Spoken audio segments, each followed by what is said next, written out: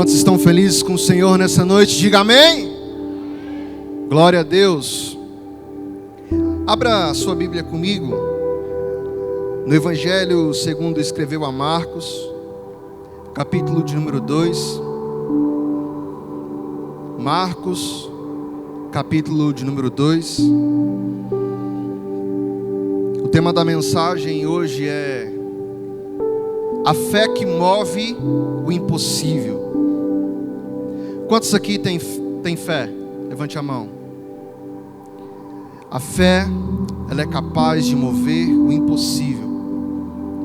E nós cremos que o Senhor, Ele vai falar conosco nessa noite.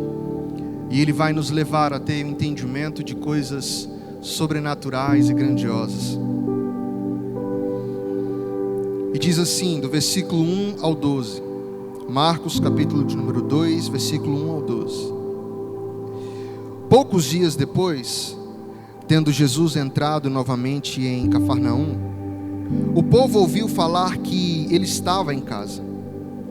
Então muita gente se reuniu ali, de forma que não havia lugar, nem junto à porta. E ele lhes pregava a palavra. Vieram alguns homens trazendo-lhe um paralítico, carregando por 4 deles. Não podendo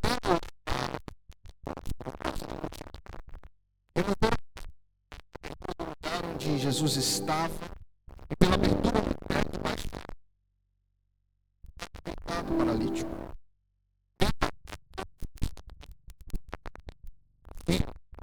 Os seus pecados estão perdoados. Estavam sentados ali alguns mestres da lei, raciocinando em seu íntimo: por que esse homem fala assim? Está blasfemando. Quem pode perdoar pecados a não ser somente Deus? Jesus percebeu logo em seu espírito que era isso que eles estavam pensando e lhes disse: por que vocês estão remoendo essas coisas em seu coração? O que é mais fácil dizer ao paralítico: os seus pecados estão perdoados, ou levante-se, pegue a sua maca e ande? Mas para que vocês saibam que o Filho do Homem tem na terra autoridade para perdoar pecados, disse ao paralítico: eu lhe digo, levante-se, pegue a sua maca e vá para casa. Ele se levantou, pegou a maca e saiu à vista de todos, que atônitos glorificavam a Deus, dizendo: nunca vimos nada igual. Amém?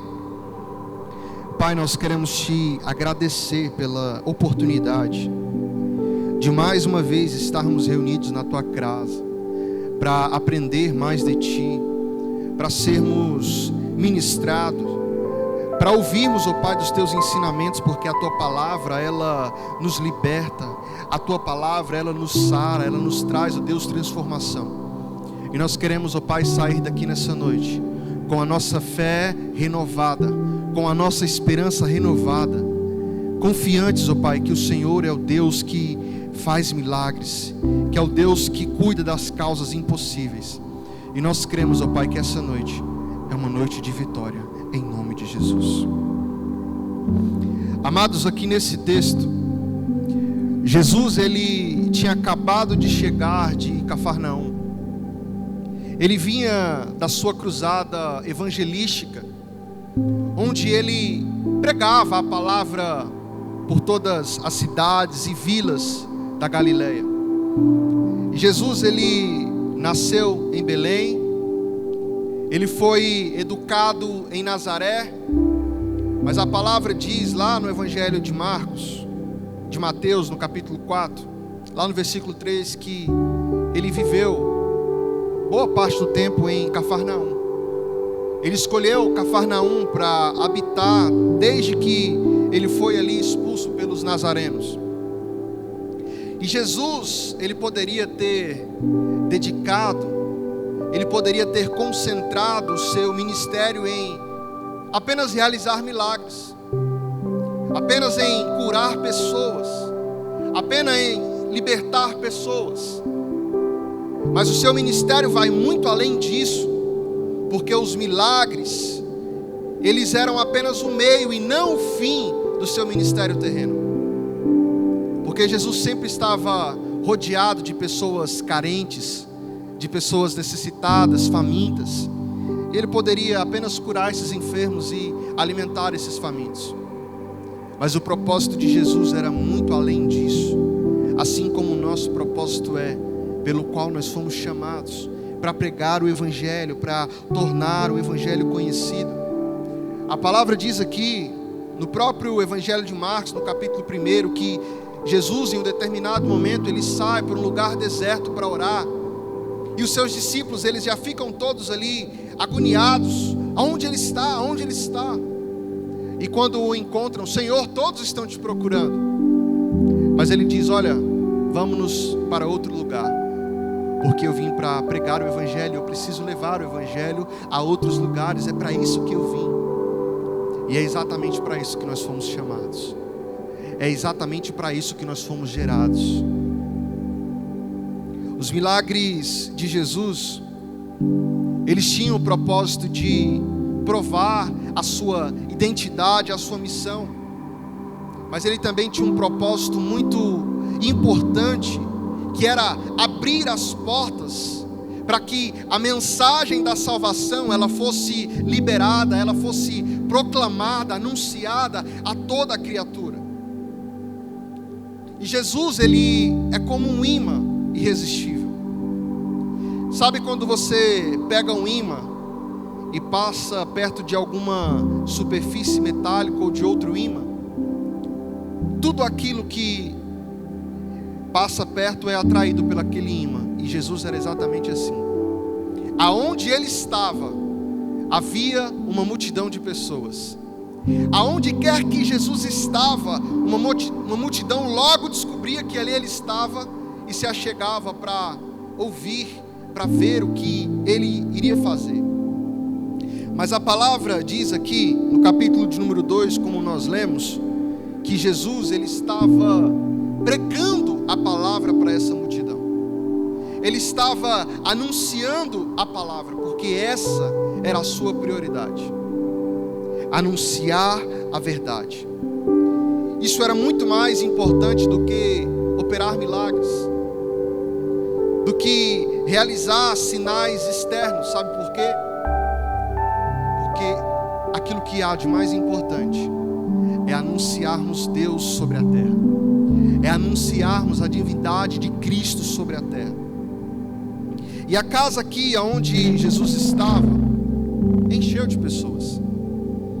Uns estavam ali para ouvir os seus ensinamentos, outros estavam ali por curiosidade, outros estavam ali por causa de inveja, outros estavam ali porque queriam ser curados por ele, outros estavam ali porque queriam pegar Jesus em alguma contradição. Mas dentro dessa casa cheia de gente, aconteceu um milagre glorioso. Aconteceu algo extraordinário. Warren Wiersbe, ele vai descrever essa cena sobre a perspectiva do olhar de Jesus. Ele diz, olha, Jesus quando ele olha para cima, ele vê 4 homens que são determinados, que estão esforçados para trazer o seu amigo paralítico até mim. Ele vê a persistência deles, a fé deles, a unidade deles. Mas quando ele olha para baixo, ele vê um homem doente, no corpo, na alma, no espírito. Um homem que estava ali aleijado, desanimado, desmotivado. E antes de Jesus curar aquele homem no físico, ele lança palavras sobre a vida dele para curar a sua alma, para curar o seu espírito, para trazer paz no seu interior. Mas Jesus também, ele olha ao redor e vê os críticos que estão ali, arrazoando dentro do seu coração pensamentos hostis, dizendo que Jesus estaria blasfemando. Eles estavam ali também querendo vigiar ele e contradizê-lo, segundo a palavra, segundo a Escritura. Mas nesse texto também nós temos pelo menos 3 tipos de pessoas: aqueles que levam alguém até Jesus, aqui no caso o paralítico; aqueles que bloqueiam o caminho até chegarmos a Jesus, aqui no caso a multidão; mas também aqueles que são levados até Jesus. E aqueles que são levados até Jesus, eles experimentam o milagre extraordinário da parte de Deus. E é sobre isso que nós vamos meditar nessa noite. É sobre isso que nós vamos falar nessa noite. Primeiro, quem são aqueles que levam esse homem até Jesus? Marcos aqui, ele vai nos informar que 4 homens vão carregar esse paralítico até Jesus. Só que em nenhum dos evangelhos houve maior detalhes sobre quem eram esses homens. Qual eram as suas origens, quem eram os seus amigos, o que eles falavam, o que eles pensavam. Sabe por quê? Porque isso não foi importante para o texto. Porque mais importante do que conhecermos as pessoas e darmos honra às pessoas, nós devemos dar mais importância para a obra. Porque a obra de Deus, ela é muito mais importante. Mas quantas vezes nós queremos nos engrandecer pelas coisas que nós fazemos? Queremos ser reconhecidos pelas pequenas coisas que fazemos. Queremos ter lugar no palco para mostrar para as pessoas que nós estamos fazendo algo. Mas a palavra de Deus diz lá em Eclesiastes, capítulo de número 12, que Deus, quando Ele trouxer o julgamento, Ele vai julgar tudo aquilo que foi feito, inclusive as coisas que estão ocultas, escondidas. Sejam essas obras boas ou más, elas serão julgadas. Lá em 1 Coríntios também, capítulo de número 3, diz que quando chegar o momento do julgamento, a qualidade da nossa obra, ela será provada. E ela será provada pelo fogo. E aquela obra que se resistir, esse encontrará recompensa. Outros talvez poderão ser salvos, mas serão salvos pelo fogo. E esses homens, eles tiveram algumas atitudes que nós precisamos nos atentar a elas. Mas não apenas observar essas atitudes. Porque muitas vezes nós olhamos, mas nós não praticamos. E nós precisamos abrir o nosso coração e o nosso entendimento para passarmos a ser praticantes da palavra de Deus. Em primeiro lugar, aqui a gente observa que esses homens, eles tiveram uma visão. Eles entenderam que precisavam introduzir aquele paralítico dentro daquela casa que Jesus estava, para colocar aquele homem diante de Jesus. Porque aquele homem sozinho, ele jamais poderia chegar naquele lugar. Ele jamais poderia chegar próximo a Jesus. Aquele homem, ele não podia se mover. Ele era coxo, ele estava entravado. Os seus músculos estavam enrijecidos. As suas vértebras estavam paralisadas. A sua área motora do seu cérebro estava atingida. Aquele homem jazia como morto.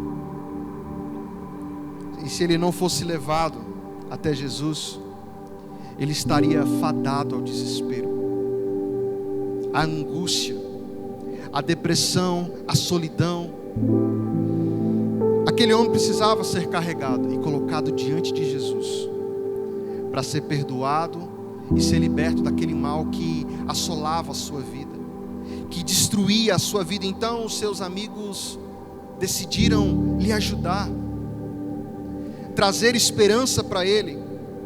Sabe, aqui nós temos que prestar atenção nisso, porque ainda nos dias de hoje, muitas pessoas, elas não irão à casa de Deus, elas não irão buscar a presença de Deus sem que sejam levadas e colocadas aos pés de Jesus. E nós temos que ter essa atenção e esse entendimento, porque muitas vezes nós precisamos sim pegar as pessoas e apresentá-las a Cristo, e levá-las aos pés de Jesus, para que elas possam experimentar algo extraordinário nas suas vidas. E aqueles amigos tiveram essa visão. E é tão interessante isso, porque a visão, ela vai determinar a maneira pela qual nós vamos viver, pela qual nós vamos nos posicionar.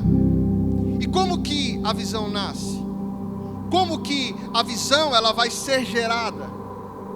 Através da pesquisa, através da informação, através do estudo, através do conhecimento. E esses homens, eles sabiam que Jesus era poderoso. Eles sabiam que Jesus operava milagres e maravilhas. Eles estavam atentos às notícias daquilo que Jesus estava realizando e operando em Cafarnaum. E eles pensaram: rapaz, se nós levarmos o nosso amigo até Jesus, ele ficará curado. Se nós levarmos o nosso amigo aos pés de Jesus, ele vai encontrar redenção, ele vai encontrar salvação, ele vai encontrar algo para transformar a sua vida. Quantos aqui querem ser libertos? Quantos aqui querem experimentar coisas extraordinárias? A palavra de Deus diz lá em João 8:32: conhecereis a verdade, e a verdade vos libertará. Então, se você conhecer a palavra, se você tiver visão, se você tiver entendimento, você será livre, você será liberto, você vai viver e contemplar coisas extraordinárias.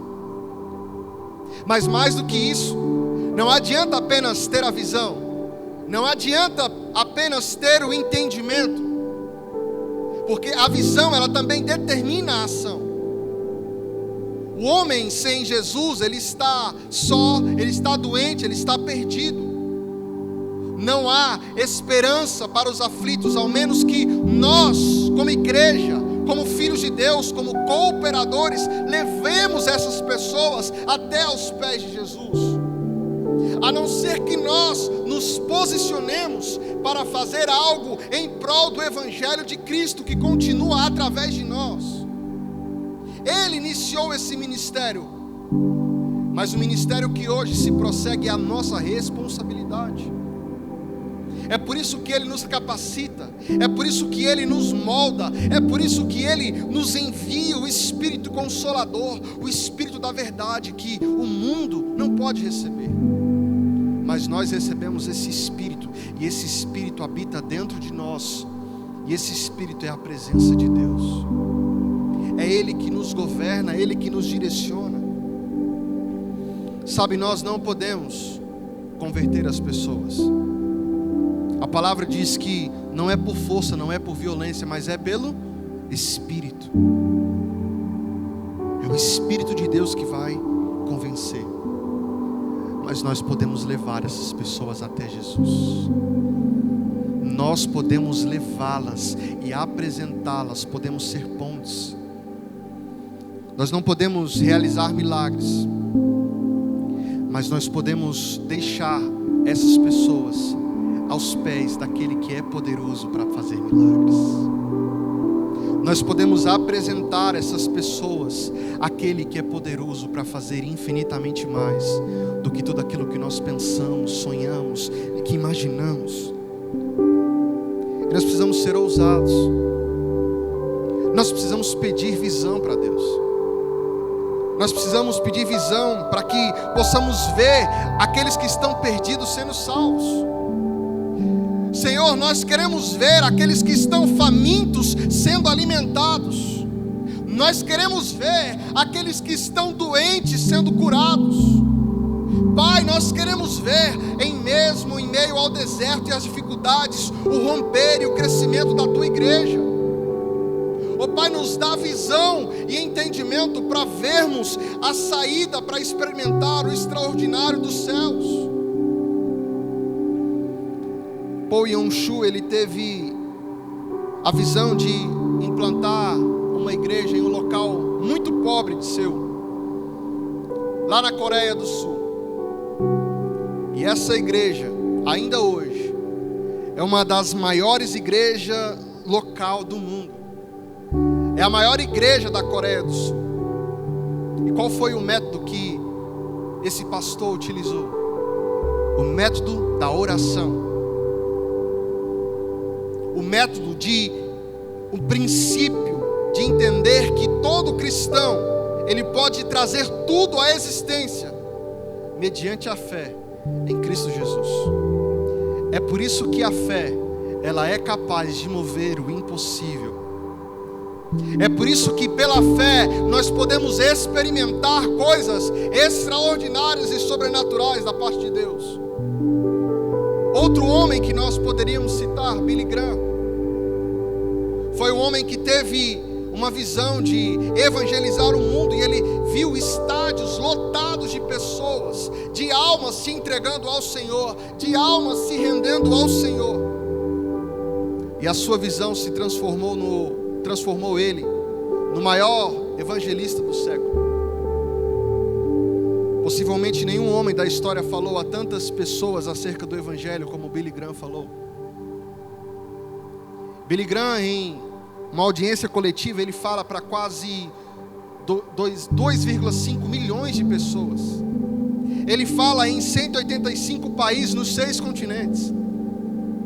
É um homem que deixou um legado. É um homem que teve uma visão e ele pregou para a multidão. Almas e almas se renderam aos pés de Jesus através de uma visão com ação. Então nós precisamos pedir visão ao Senhor. Nós precisamos pedir direcionamento ao Senhor, se nós quisermos viver o extraordinário de Deus. Se nós quisermos mover o impossível para que Ele venha se tornar realidade, nós precisamos ter fé. Nós precisamos ter visão, ousadia e perseverança.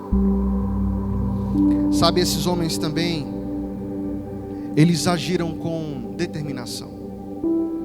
Aqueles homens, durante esse percurso, eles tiveram várias dificuldades para levar o paralítico até Jesus. Só que eles não desistiram. Eles enfrentaram o peso do paralítico. Imagine o peso daquele homem. O quão difícil deve ter sido carregar aquele paralítico na maca. E aquela multidão, a palavra diz que não havia lugar nem junto à porta. Aquela multidão não abriu espaço para eles passarem. E aí eles poderiam justificar para o seu amigo e falar: olha, meu amigo, você viu que nós tentamos, você viu que nós fomos perseverantes, só que nós chegamos aqui e nós não conseguimos entrar. A multidão está tomando de conta e a gente não vai conseguir transpassar essa barreira. Então você vai nos desculpar, mas nós fizemos aquilo que é para resistir no primeiro obstáculo. Porque muitas vezes o Senhor vai nos convidar em uma direção, em uma trajetória, mas até nós chegarmos no ponto final, até chegarmos no lugar que o Senhor determinou, haverá muitas barreiras, haverá muitas dificuldades. Então não desista no primeiro obstáculo, busque alternativas, busque outra forma para que você venha alcançar, mas nunca perca a visão, nunca perca o propósito, nunca perca a sua fé. Eles não acharam lugar nem mesmo junto à porta, mas eles precisavam deixar aquele paralítico diante de Jesus, só que agora eles não conseguem chegar, deixar lá. Imagine você está no seu propósito, e aí você sai em direção a cumprir esse propósito, a cumprir esse chamado do Senhor, mas você logo encontra uma barreira, e aí você já desiste, fala: não, o Senhor me chamou para andar nessa direção, mas essa via está bloqueada, então eu vou retornar ao ponto de partida, porque eu não vejo outra alternativa. Não, nós somos filhos de Deus. Nós somos homens e mulheres que somos direcionados pelo Espírito. e nós precisamos encontrar alternativas. Sabe, aquela multidão, ela se transformou numa muralha impenetrável que ninguém conseguia passar, ninguém conseguia entrar. Então o que eles fizeram? Eles subiram com o paralítico para o telhado daquela casa aonde Jesus estava. Eles foram ousados na sua determinação. Eles fizeram algo inédito, inesperado, porque eles não queriam desistir do propósito. O projeto deles era arriscado, era difícil, mas eles tinham fé, eles tinham convicção, eles tinham ousadia e não faltou disposição. Já pensou se eles ficassem ali apenas olhando para aquela porta, parados, esperando algo acontecer, esperando que algo mudasse naquele cenário? Nós não podemos ficar de cabeça baixa. Quando nós abaixamos a cabeça, nós não temos solução. Comece a olhar para cima, comece a olhar para o alto, comece a olhar para Cristo. Eu imagino eles olhando para o céu e pedindo um direcionamento de Deus, e pedindo um direcionamento para que aquela visão viesse se cumprir, para que aquele propósito chegasse ao fim necessário. E eles então veem o teto daquele lugar, e eles têm essa ideia de levar o paralítico até o teto e deixar que ele descesse ali até onde Jesus estava. E aí eles destelharam aquela casa e eles estavam dispostos a fazer tudo, menos deixar aquele paralítico na mão, menos deixar aquele paralítico sem ter essa oportunidade de ter um encontro com Cristo. Então eles descem ali o paralítico onde Jesus estava. Agora vocês imaginem aqui comigo. É fácil nós subirmos com uma geladeira por uma escada, degrau por degrau? É fácil? Você acha que foi fácil para esses homens subir esse paralítico no telhado? Imagine vocês uma escada de madeira bem simples, bem rústica. Como que aqueles homens fizeram para subir esse paralítico? Imagine o quão difícil foi. E não era só subir, eles precisavam destelhar e descer ele até onde Jesus estava. E eu até imagino aquele homem ali preocupado, quando eles começam a subir ele na escada e ele fala assim: ei, eu estou paralítico, mas eu estou vivo. Eu até quero ser curado, mas eu não estou muito animado de experimentar o milagre da ressurreição. Talvez é melhor ficar quietinho aqui, mas eu estou vivo, porque se vocês me derrubarem daqui, aí paralítico eu já sou. Mas aqueles homens estavam dispostos, eles estavam determinados. E a persistência desses homens nos ensina que quando um caminho está bloqueado, nós devemos buscar outro lugar. Então eles não desistiram por nada. Aqui eles nos ensinam que nós devemos ter perseverança na oração e na evangelização. Nós não podemos desistir, muito menos afrouxar as nossas mãos quando se trata de nós levarmos alguém aos pés de Jesus. Prestem atenção nesse contexto. Nada deve nos deter de levar as pessoas aos pés de Jesus. Mas a pergunta é: o que nós temos feito para levar as pessoas que estão paralisadas, que estão inertes até Jesus? O que nós temos movido, falando aqui da nossa vida terrena, a levar a viver uma vida com Cristo? Nós precisamos ter fé para mover o impossível. Eu tenho certeza que você conhece alguém que ainda não aceitou a Cristo como seu único e suficiente Salvador. Eu tenho certeza absoluta que você tem uma amiga assim, que você tem um familiar assim, que você tem um vizinho assim, que você tem um colega de trabalho assim, um colega da escola, da faculdade ou de qualquer outro lugar. E essa pessoa que está neste ponto da sua vida, que está vivendo dessa maneira, ela é como esse paralítico, e ela precisa ser levada aos pés de Jesus, custe o que custar. E essa responsabilidade é nossa, de mover ela em direção ao Senhor, de mover ela em direção aos pés de Jesus. Quantos aqui estão entendendo? Diga amém. Olha, existe algo aqui muito interessante, porque aquele homem, ele não conseguiu entrar pela porta. Ele entra pelo telhado, mas ele sai por onde? Pela porta. O que isso significa? Quem estava ali na porta parando para ele não entrar, depois que ele recebeu a bênção, teve que abrir passagem para ele sair.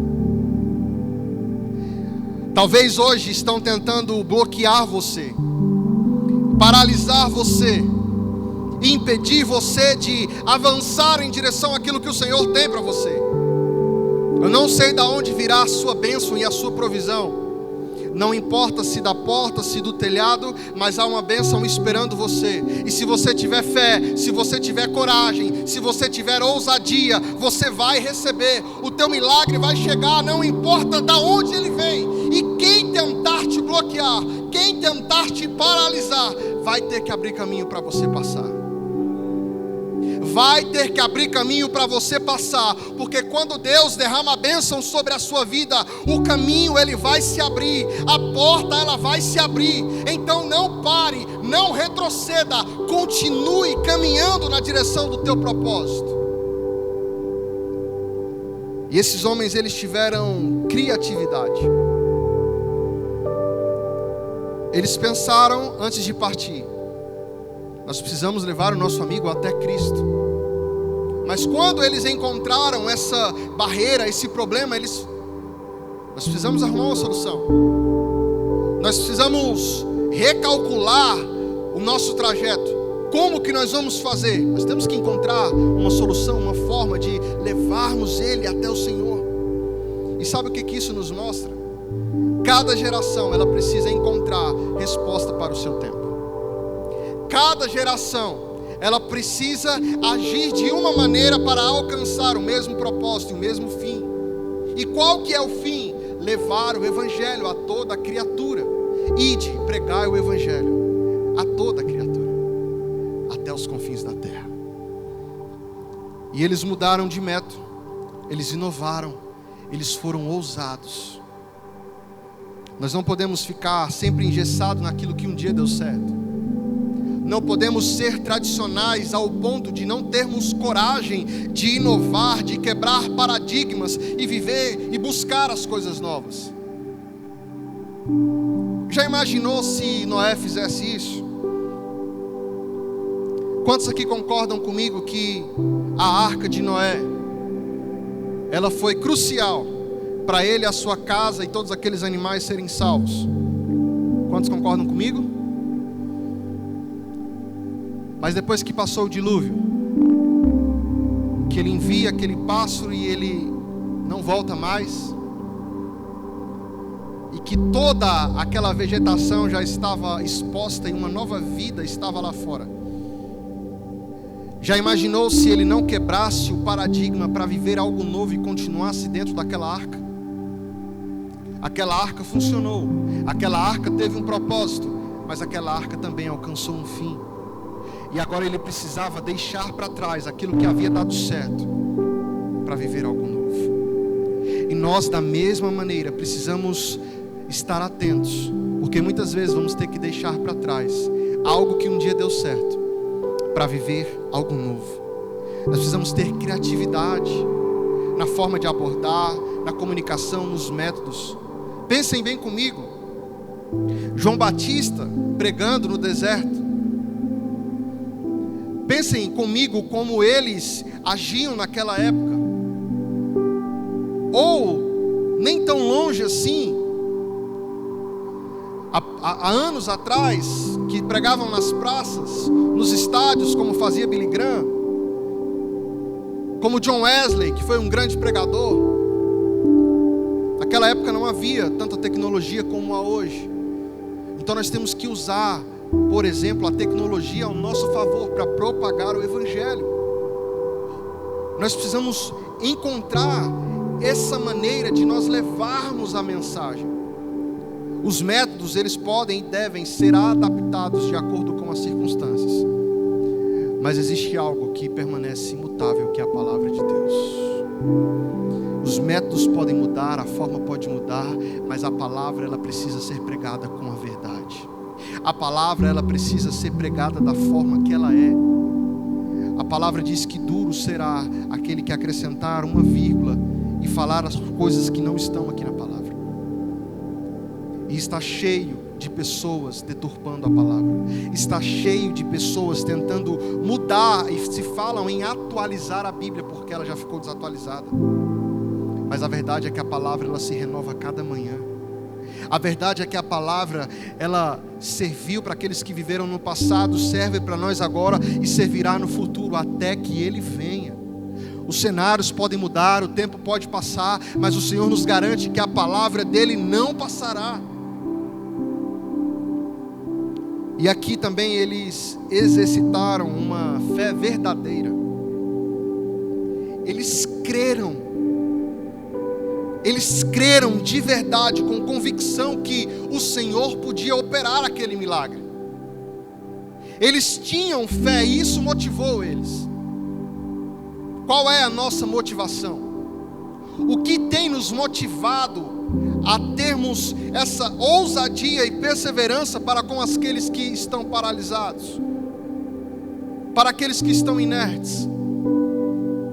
Nós começamos talvez a orar por alguém e falar: não, rapaz, aquele cara é complicado demais. Não tem jeito não, eu desisto dele.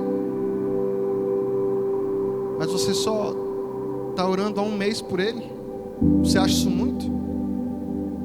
Essa barreira já é suficiente para você parar de interceder por ele? Quanto tempo foi que você levou para o Senhor te constranger e encontrar o seu coração? Tenha paciência, continue perseverando. Cada um tem uma forma, cada um tem um tempo, mas se você continuar, você vai mover essa pessoa, que pode ser uma pessoa, essa pessoa é impossível, mas pela fé você vai mover o impossível para viver o extraordinário. Você fala assim: não, essa pessoa, ela não vai dar certo. Continue perseverando, não desanime. O que tem te motivado? Jesus, Ele vai realizar o impossível, o extraordinário na vida dela, mas você precisa acreditar, você precisa ter fé que Ele é poderoso. Não se trata de você. Em nenhum momento Jesus está falando assim: você tem que converter ele. Não, mas você tem que levar ele. Você tem que trazer ele aos meus pés. Deixa que o resto eu vou fazer. Deixa que eu cuido dele. Deixa que o Espírito vai o convencer. Mas faça a sua parte. E aqui, apesar de nenhum desses homens ter falado alguma coisa, todos eles confiaram piamente em Jesus. Todos eles tiveram essa convicção, e foi isso que realmente importou para que aquele milagre fosse concretizado. Eles não poderiam fazer o milagre, nem mesmo salvar o homem, mas eles podiam levar ele até Jesus. Faça aquilo que é possível e ordinário. Faça aquilo que está ao seu alcance e deixe que o extraordinário o Senhor vai fazer. Porque Ele é especialista em tornar possível aquilo que para o homem é impossível, aquilo que para o homem não se pode fazer. Levar o paralítico para Jesus era a tarefa deles, mas perdoar e curar o coxo só o Senhor podia fazer. Levar os paralíticos espirituais, os inertes, ao Senhor é a nossa responsabilidade. Libertá-los e curá-los é responsabilidade do Senhor. O milagre é Jesus quem faz, mas nós somos cooperadores de Deus. A palavra diz que nós somos herdeiros de Deus e co-herdeiros com Cristo Jesus. Levar as pessoas aos pés de Jesus é a nossa missão, é a nossa responsabilidade. Nós precisamos ter fé que Jesus vai salvá-las, vai curá-las, vai libertá-las. Nós precisamos evangelizar e ter fé que a igreja vai crescer, que a igreja vai romper, que o evangelho vai ser propagado, que o evangelho vai ser anunciado. Mas também temos aqui aqueles que bloqueiam o caminho para Jesus. Não é simples assim, não é fácil assim, você partir do ponto de largada e chegar até o destino final. Vai ter obstáculo, vai ter desafios. Nós falamos no culto passado sobre a corrida rumo a Jerusalém, a corrida da fé. Todos aqueles que querem ir para Jerusalém celestial, todos aqueles que querem morar no lugar santo, precisam correr a corrida que foi proposta, precisam correr em direção àquilo que o Senhor aponta. E Ele é o caminho, Ele é a verdade, Ele é a vida. E aqui esse texto vai nos apresentar 2 obstáculos que aquele paralítico teve que enfrentar para chegar até os pés de Jesus. E o primeiro obstáculo aqui que ele vai enfrentar é aquela multidão. A multidão, ela sempre disputou um lugar perto de Jesus. Sua motivação nem sempre era clara, mas aonde Jesus estava, havia uma multidão. Na maioria das vezes, a multidão ela foi um empecilho para que as pessoas pudessem se achegar até Jesus. Vejam Zaqueu. Ele queria tanto chegar a Jesus, mas ele era pequenininho e ele não conseguia enxergar. Então ele precisa subir naquela árvore para que o Senhor pudesse ver ele. Ou o cego Bartimeu, que estava ali, ouviu falar que Jesus passava e ele começava a clamar: Filho de Davi, tem compaixão de mim. E a multidão tentava calar ele, mas ele continuava gritando. E aquela mulher do fluxo de sangue, que ela tinha aquele entendimento, aquela visão: se eu ao menos tocar na veste das suas orlas, eu serei curada. Se eu ao menos tocar nele, eu receberei poder. Mas a multidão era um empecilho para ela. Então a multidão muitas vezes vai tentar nos paralisar, vai tentar nos impedir de chegar até Jesus. E aqui a multidão, ela estava fechando a porta, estava bloqueando o caminho, estava impedindo a entrada. Vocês já estiveram em algum lugar que tem uma multidão tão grande que você não consegue passar? Eu já. E é agoniante. Eu fico logo sem ar, eu fico assim desesperado. Misericórdia, aí você tenta passar de um lado do outro, e se você tiver com alguém, então loguinho você se perde. E aí é um empurra. Então vocês imaginam, eu imagino ali eles como um cordão de isolamento que você, sabe aquele cordão que os seguranças fazem ali na frente dos shows para as pessoas não chegar? Eles cruzam os braços aqui e não passa. Eu imagino isso. Mas aqui também tinha os escribas, os fariseus, os doutores da lei que também bloqueavam o caminho até Jesus. E na nossa vida não é diferente, porque muitas vezes nós vamos falar de Jesus, mas vão haver os hipócritas, vão haver os questionadores, vão haver os fariseus que vão tentar bloquear a mensagem que está sendo lançada. Eles vão querer te afrontar, eles vão querer te confrontar. E aqui esses homens não eram ouvintes sinceros. Eles estavam ali como fiscais da religião. Eles estavam ali a serviço oficial enviado pelo Sinédrio.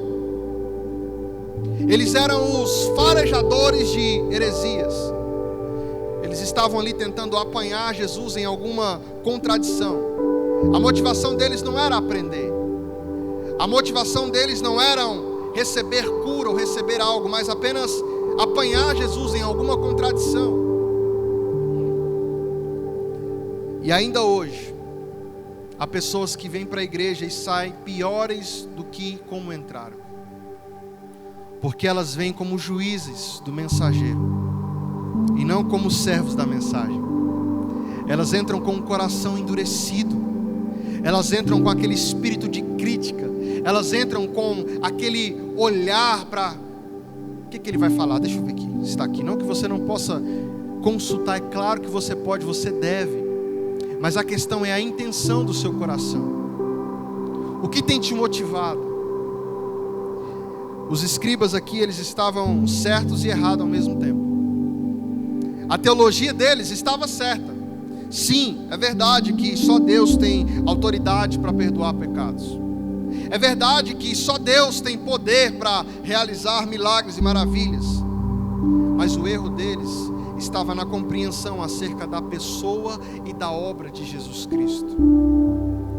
Eles deixaram de ver Jesus como o Messias prometido, como o Filho de Deus, e começaram a julgar Ele como um homem blasfemo, que blasfemava, que deturpava a palavra de Deus. Eles estão com Jesus, mas não reconhecem Jesus. E quantas pessoas estão assim hoje? Estão com Jesus, mas não reconhecem Jesus.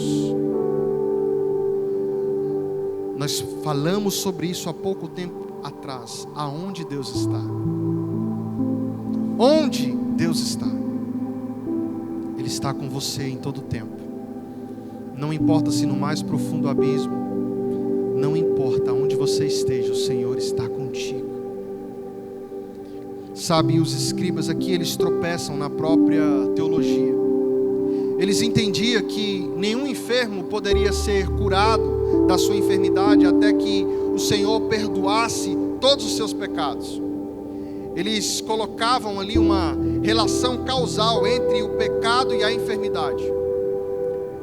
Não, você está enfermo por causa de um pecado. Era assim que eles viam. Então eles acreditavam que a cura espiritual, ela precisava anteceder a cura física. Só que Jesus, ele rejeitou expressamente essa dedução automática da doença a partir do pecado. Porque lá no Evangelho de João, no capítulo de número 9, vai falar sobre um homem que ele tinha uma doença. E aí perguntaram: quem pecou? Os seus pais ou ele? Porque ele é assim desde nascença. Mas aí o Senhor fala: nem ele nem seus pais. Mas isso aconteceu para que a glória de Deus se manifestasse. Não se trata nem sempre de um pecado. Mas os fariseus e os escribas, eles tinham a teologia assim. E aqui os escribas, eles foram apanhados pela sua própria teologia.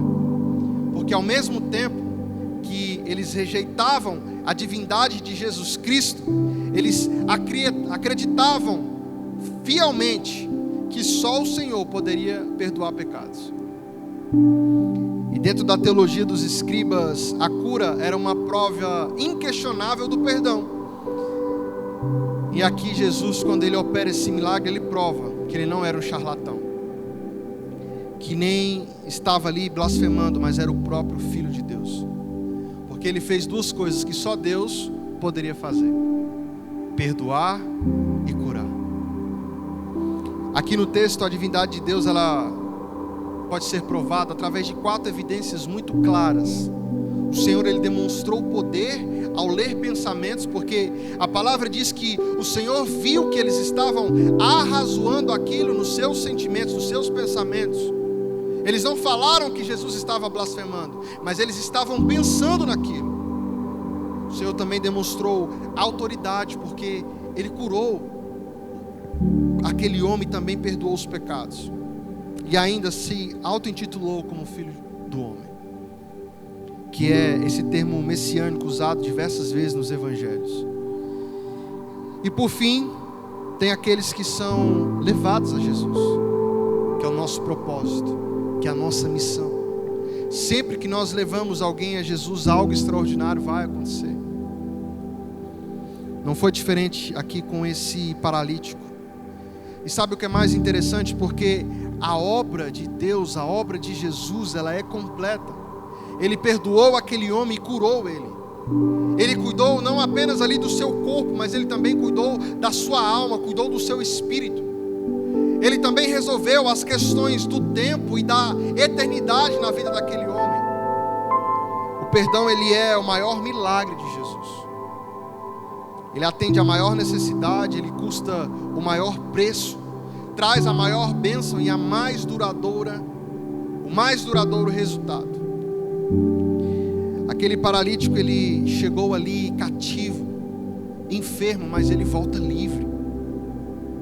Ele volta liberto. Aquele homem, ele vivia naquela prisão do seu leito, vítima daquela enfermidade tão triste, vítima das suas emoções abaladas, do seu espiritual abalado, destruído. Mas ao ser levado a Jesus, ele ficou livre, perdoado, curado, sarado. Aquele paralítico, ele foi carregado, mas ele voltou carregando a sua maca. Ele entra ali carregado e precisam descer ele até os pés de Jesus.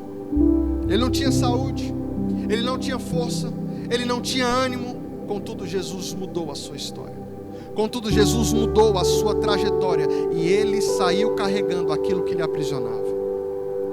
Quando nós chegamos aos pés de Jesus, ele transforma a nossa vida, para que possamos viver algo extraordinário. E aquilo que nos prendia já não nos prende mais. E nós somos capazes de deixar para trás aquilo que um dia nos aprisionava e nos acorrentava. Sabe, o paralítico, ele foi buscar apenas uma bênção, ele queria ser curado, mas ele recebeu duas. Ele foi a Jesus para resolver um problema imediato, mas ele encontrou uma solução para a eternidade, porque a salvação, a redenção, o perdão é algo que diz respeito à eternidade com o Pai.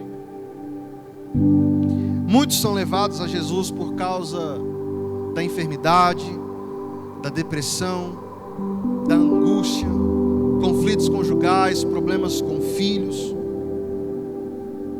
A grande verdade é que não importa a condição que você chega até Jesus, o importante é você a chegar até Ele. Se você estiver vivendo uma vida de pecado, uma vida de conflito, uma vida de amargura com situações muito difíceis, não fuja de Deus. Não fuja do Senhor, corra para Ele, corra para os braços dEle, porque somente Ele tem esse poder para curar você, libertar você. E aqueles que se achegam até Jesus, independentemente da sua condição atual, eles podem receber o perdão, a libertação e a salvação eterna. Aquele homem tinha uma cura emocional. Sabe o que Jesus fez? Esse relato está lá no Evangelho de Lucas. Jesus disse para ele: tem de bom ânimo. Essa foi a primeira palavra que Jesus disse para aquele homem. Ele diagnosticou as emoções, e aquelas emoções estavam mais enfermas do que seu próprio corpo. Atrás daquela paralisia havia depressão, havia desespero, havia angústia, havia solidão, havia dor. E Jesus é aquele que sempre vai nos entregar aquilo que nós precisamos. Ele sempre vai olhar para as nossas necessidades. Ele sempre vai atender a nossa necessidade. Mas Ele também recebe uma cura psicológica. Aquele paralítico, certamente ele não se sentia amado. Ele não se sentia com ser carregado. Mas Jesus, o Senhor do universo, assim como Ele nos chama de filho, porque Ele nos adotou, Ele nos chamou de filho. Jesus, quando Ele olha para aquele homem, Ele diz: olha, os teus pecados estão perdoados. Só que Jesus, mesmo sabendo do pecado, chama aquele homem de filho. Mas durante o texto e também perante a sociedade, aquele homem era conhecido como o quê? Como paralítico. Esse era o rótulo dele perante a sociedade. Chamavam ele por aquilo que viam, mas o Senhor olha o nosso coração e o Senhor o chamou de filho. Assim como o Senhor olha para nós e nos chama de filho. Cometemos erros, cometemos diversas coisas que muitas vezes nos afastam da presença de Deus, mas o Senhor, pela sua bondade e misericórdia, nos chama de filho. Aquele homem também recebe uma cura espiritual. E eu vou falar para vocês, o pecado é a pior tragédia. O pecado é a pior doença. É um veneno doce que mata o corpo e a alma. Ele pode prometer prazeres, mas ele vai escravizar você. Ele pode te prometer alegria, mas ele vai te trazer uma tristeza mortal. Ele pode te prometer vida, mas ele entrega a morte para você. O pecado é pior do que a solidão, é pior do que a pobreza. E eu ouso dizer que o pecado é pior até mesmo do que a morte. Sabe por quê? Todos esses males, solidão, pobreza, doença, morte, não nos afasta da presença de Deus. Mas o pecado nos separa de Deus agora e também na eternidade. O pecado, ele nos separa de Deus agora e também na eternidade. E Jesus oferece o único remédio eficaz para essa questão do pecado, que é o seu perdão completo e restaurador. Só Jesus tem poder para perdoar pecados. Só Jesus, mediante o seu sacrifício, pode tornar você liberto, pode tornar você salvo, pode tornar você redimido. E se você ainda não aceitou a Jesus ou precisa reconciliar com Ele, hoje mesmo você pode ficar livre, liberto, perdoado, salvo e experimentar a alegria da salvação por meio de Jesus Cristo. E Jesus também cura no físico. Jesus curou aquele homem fisicamente. Jesus, ele tem autoridade para perdoar e curar ainda hoje. Eu não sei qual é a enfermidade que tem afligido você, eu não sei o que tem paralisado você. Ele é o mesmo ontem, hoje e haverá de ser eternamente. Ele pode curar e transformar a tua vida. Se você tiver fé, se você vai conseguir mover o impossível, porque Ele é especialista em resolver essas causas impossíveis aos homens. Ele é Jeová Rafá, aquele que sara todas as nossas enfermidades. Ele foi quem levou sobre si todas as dores, as nossas enfermidades, as doenças. E a palavra diz lá em Isaías: pelas suas pisaduras nós fomos sarados. Sabe, quando Jesus operou aquele milagre, houve uma grande admiração entre as pessoas. Eles ficaram, como diz aqui a palavra, atônitos.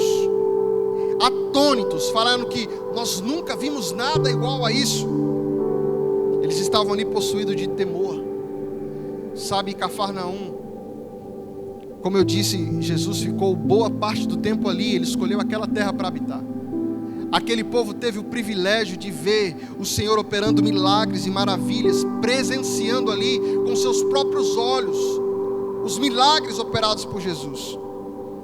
Jesus pregou a eles aos olhos e aos ouvidos. Mas mesmo eles ficassem atônitos, mesmo que ficassem extasiados, eles não foram transformados. Isso não foi capaz de mudar a dureza do seu coração. E nada endurece mais o coração do homem do que ouvir a palavra de Deus e não a colocar em prática. Nada mais endurece o coração do homem do que ouvir a palavra de Deus e não a colocar em prática. A palavra diz: até os demônios creem e tremem, mas isso não adianta. Então não adianta nada você ter conhecimento do pecado, mas não se libertar dele.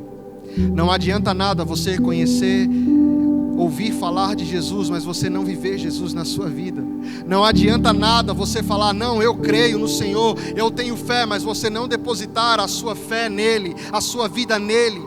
Não adianta nada você falar: Jesus é o caminho, a verdade e a vida, mas você querer viver conforme a sua vontade, a sua convicção. Não adianta nada você conhecer a palavra sobre a cruz e não entender que o Senhor diz: aquele que quiser vir após mim, negue-se a si mesmo, tome a sua cruz e siga-me. Não adianta nada você falar que ouviu do Evangelho, mas não entender que o Evangelho é renúncia. Não adianta nada você falar que vai viver uma vida de intimidade com Deus, se a palavra diz que não é possível servir a dois senhores. Se é Baal, siga Baal. Se é Deus, siga a Deus. só existe um Deus que nos conduz a Jerusalém celestial. E se você quiser experimentar o sobrenatural de Deus, você precisa renunciar aos desejos da sua carne. Você precisa renunciar todo o pecado, tudo aquilo que é um empecilho para que você venha correr essa jornada que lhe foi proposta. E mais tarde, Cafarnaum ouviu a pior das sentenças que poderia ser dita por Jesus. Lá em Mateus, no capítulo 11, a palavra de Deus: se Sodoma e Gomorra tivesse presenciado tudo aquilo que vocês presenciaram, se eles tivessem tido a oportunidade de ouvir tudo aquilo que vocês ouviram, ai de Cafarnaum naqueles dias, porque haverá menos juízo para Sodoma e Gomorra do que para Cafarnaum. Porque eles presenciaram o mover de Deus, mas eles renunciaram viver conforme o Senhor. E conforme foi dito no culto passado, tenham cuidado, porque existe uma linha invisível que, se você atravessar ela, é impossível você retornar aos pés do Senhor. E lá em Isaías também diz: buscai ao Senhor enquanto se pode buscá-lo, encontrá-lo. Não deixe para depois, não perca tempo. Ai de Cafarnaum, ai daqueles que ouviram e não praticaram, ai daqueles que foram alertados e não acreditaram, ai daqueles que duvidaram, porque grande será o juízo sobre eles. Mas todos vocês têm a oportunidade e o privilégio de ouvir sobre Jesus hoje, e Ele pode transformar a tua história, Ele pode transformar a tua vida. E quando Jesus opera um milagre, o nome dele é exaltado, o nome dele é glorificado. Quando a mão poderosa de Deus age, o nome do Senhor é glorificado. E a palavra de Deus diz que todos glorificaram a Deus, exceto os escribas, os fariseus, os doutores, porque esses continuaram hostis e endureceram ainda mais os seus corações, como os muitos fazem hoje. Fecham o seu coração para a palavra de Deus. E quando Jesus age, também há reintegração na família. Jesus curou o paralítico e ordenou para ele: levante-se, pega a sua maca e vá para casa. Você hoje, agora mesmo, pode também voltar para sua casa perdoado, curado, sarado, liberto. Eu creio e eu profetizo que Deus vai fazer algo único na tua vida. Eu profetizo que o Senhor vai fazer algo extraordinário na sua vida. Se coloque de pé em nome de Jesus. A palavra de Deus diz lá em 1 Coríntios, capítulo de número 2, versículo 9: todavia, como está escrito, olho nenhum viu, ouvido nenhum ouviu, mente nenhuma imaginou o que Deus preparou para aqueles que o amam. Então, se você ama ao Senhor, se você crê nele como seu único Salvador, a palavra de Deus garante que há algo preparado para você que é único, é especial, é extraordinário. E se você ainda não reconheceu Jesus como seu único suficiente Salvador e quer tomar essa decisão nessa noite, venha aqui à frente que eu estarei orando por você. Ou talvez você quer se reconciliar com o Pai, você quer voltar aos pés dele. A palavra diz que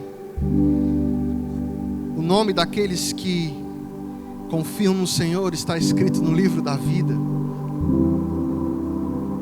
E esses não vão enfrentar aquele grande juízo de descer ao lago do forno. Esses não vão procurar a morte, porque eles vão subir aos céus. E se você quiser tomar essa decisão hoje, não perca essa oportunidade.